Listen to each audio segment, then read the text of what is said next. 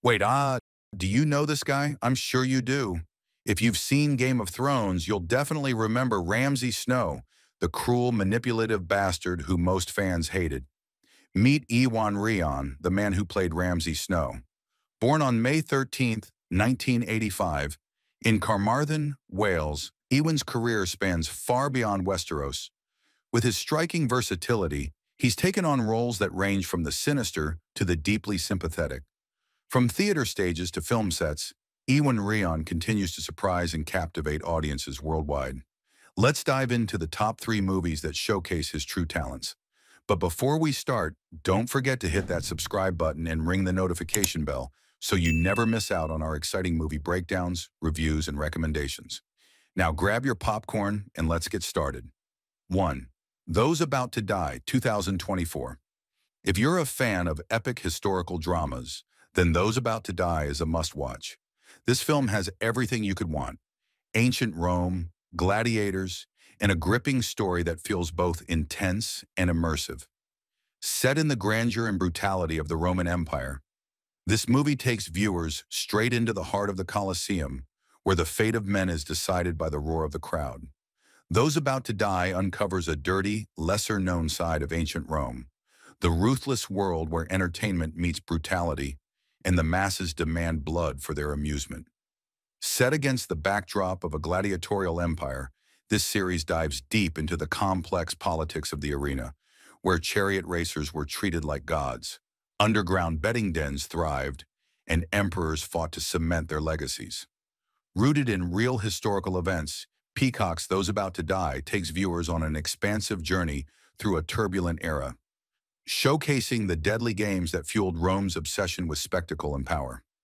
In Those About to Die, Iwan Rheon plays Tena, a man of many roles: bookie, fixer, leader of a faction, and even a protector of orphans.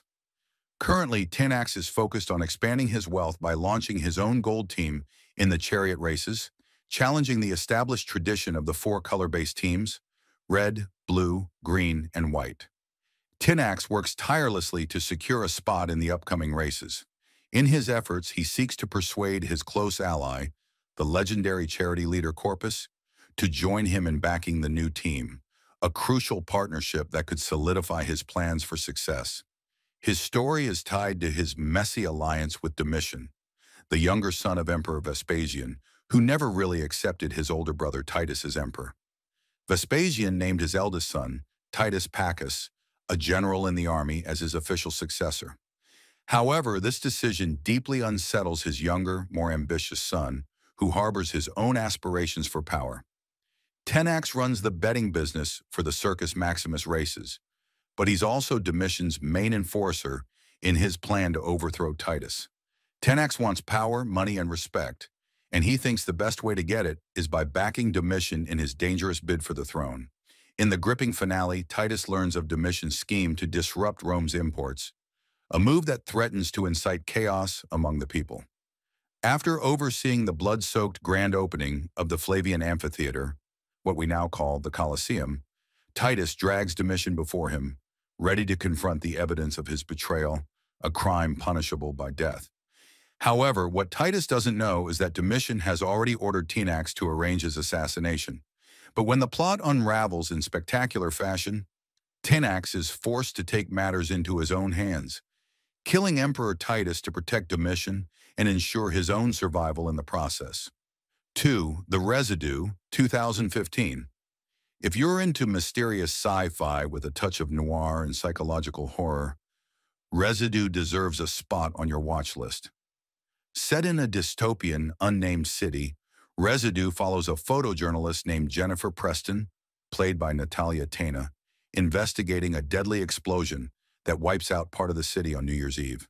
The area is instantly quarantined, and the government feeds the public a sanitized explanation. People call it the catastrophe, a massive explosion that tore through part of the city and left everything in chaos. Thousands of residents have already evacuated, and the government has locked down the blast site. Now known as the QZ, Quarantine Zone, it's a stretch of empty buildings and abandoned streets, all covered in plastic and surrounded by fences and armed guards. No one goes in and no one comes out, But things start to get even stranger. Violent, unexplained incidents are happening across the city. As journalist Jennifer Preston investigates, she starts seeing eerie, ghost-like figures showing up in her photos, images that shouldn't be there. What started as a simple project to document the aftermath of the catastrophe quickly turned into something much bigger for Jennifer. She becomes obsessed with what she calls the phenomenon, strange, ghost-like events happening around the edges of the quarantine zone. The more she digs, the more she believes that the catastrophe and these eerie sightings are connected. As her theories start to get attention, some of it unwanted, Jennifer realizes she's in deeper than she thought. The truth is far more complicated and dangerous than she ever imagined. IwanRheon's performance as Jonas is one of the film's strong points. He doesn't play the loud hero or the obvious villain. Instead, he portrays a man stuck in the middle of a nightmare, slowly realizing he might be part of the machine he should be fighting. Fun fact, Residue stars two actors you'll recognize from Game of Thrones, Iwan Rheon, aka Ramsay Bolton, and Natalia Tena, who played Osha, the wildling who helped Bran. And this time, Rheon isn't the villain. Well, not exactly. He plays Jonas, a government spokesman in a futuristic Britain who's knowingly spreading false info about a mysterious New Year's Eve explosion. But beneath the lies, Jonas is trying to uncover the truth, despite being caught in the middle of the cover-up. Also, Residue is short and interesting. Just 3 episodes. That's how British TV does it. Tight seasons, long episodes, and no filler. It's billed as a miniseries, which basically means it's a quick watch that'll live rent-free in your head for months. 3. Misfits 2009 to 2013.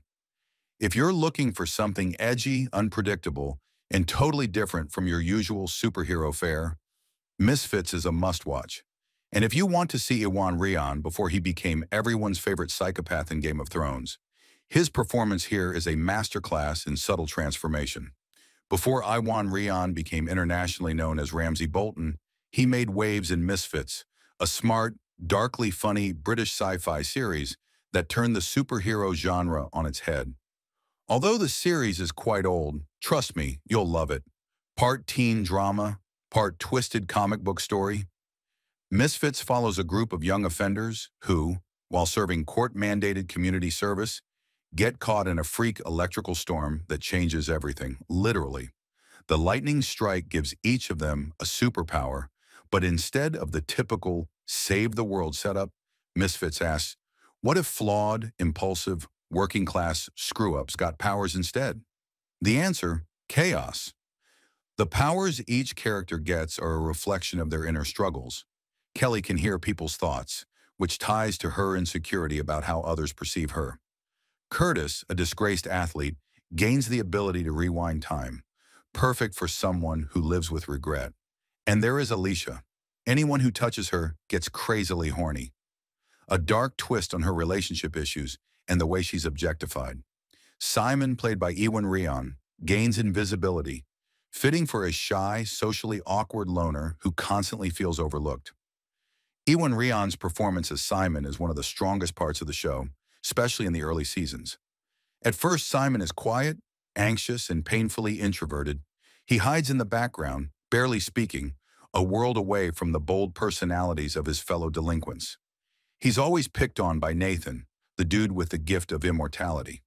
As the series goes on, Simon evolves dramatically. He doesn't just come out of his shell, he becomes something much bigger. Without spoiling too much, Simon's arc goes from an invisible outsider to a mysterious anti-hero, and Rheon handles the transformation with precision. He plays the shift with just the right amount of restraint, never overdoing it, and that makes Simon's journey even more compelling. You believe in his growth, and you root for him, even when things get morally complicated.